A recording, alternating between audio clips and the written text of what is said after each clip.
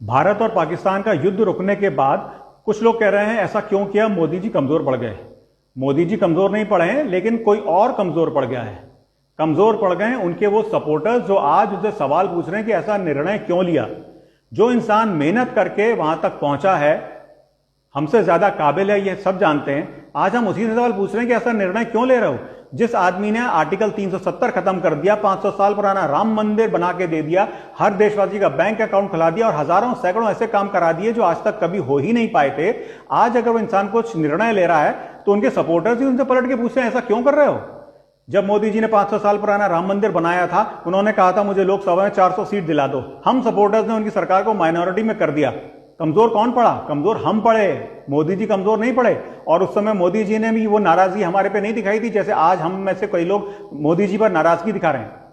26/11 Taj Mahal attack के बाद उस समय की निपुंसक सरकार ने कुछ नहीं किया था और आप और मैं सब चुप बैठे रहे थे। क्यों? क्योंकि उस समय की सरकार सोशल मीडिया पे नहीं थी, ट्विटर पे थी नहीं। ये मोदी जी जी हैं जिन्होंने अपनी सरकार की हर बात ट्विटर पे बोलनी शुरू करी। उन्होंने हमें बोलने की ताकत दी। पॉलिटिकल लाइफ में यही प्रॉब्लम है, आप जिसको बोलने की ताकत देते हैं पलट के वही आपको सुनाने लगता है। जैसे कि आज मोदी जी के कई सपोर्टर्स उनसे सवाल पूछ रहे हैं। मैं बार बार सुनता हूं लोग कहते हैं इजराइल में ऐसा होता है, इजराइल में वैसा होता है। बिल्कुल सही होता है, इजराइल की बात सही कह रहे हैं, लेकिन उससे पहले बताइए इजराइल की जनता में और हमारी जनता में क्या फर्क है।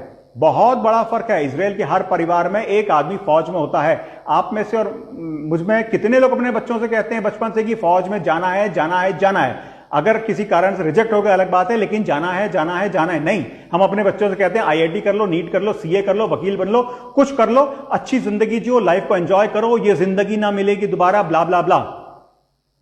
क्या हम इजराइल की जनता की तरह हैं जो हम एक्सपेक्ट करते हैं कि हमारी सरकार और हमारी फौज इजराइल की तरह हो? हमारी फौज दुनिया की सबसे अच्छी फौज है, बहुत अच्छी सरकार मिली है, लेकिन शायद हम कमजोर हैं।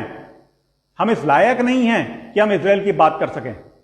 अपने बच्चों को फौज में भेजेंगे आप? जब अगर पाकिस्तान ऑक्युपाइड कश्मीर में फौज जाती है तो आपको क्या लगता है वहां के लोग स्वागत करेंगे? वो कश्मीर जो हमारे पास 75 साल से है, वहां जब हमारी आर्मी को ऑपरेशन करती है तो वहां के कश्मीरी लोग उन पर पत्थर मारा करते थे। जब हमारी फौज पाकिस्तान ऑक्युपाइड कश्मीर में जाएगी तो वहां के लोग हमारे फौजियों को नहीं मारेंगे। कौन मरेगा? दूसरे का बेटा मरेगा, दूसरे का भाई, दूसरे का पति मरेगा, क्योंकि हम अपने बच्चों को तो इंजीनियर, डॉक्टर, सीए, वकील बना के जिंदगी ना मिलेगी दोबारा एंजॉय करवा रहे हैं।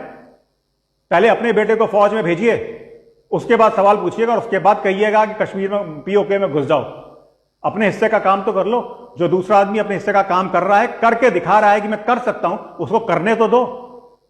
कमजोर मोदी जी नहीं है, कमजोर हैं उनके supporters. I stand by my prime minister, I stand by my government. मुझे विश्वास है कि मेरे प्रधानमंत्री और सरकार ने जो निर्णय लिया है वो भारत के लिए अच्छा ही होगा। भारत के हित में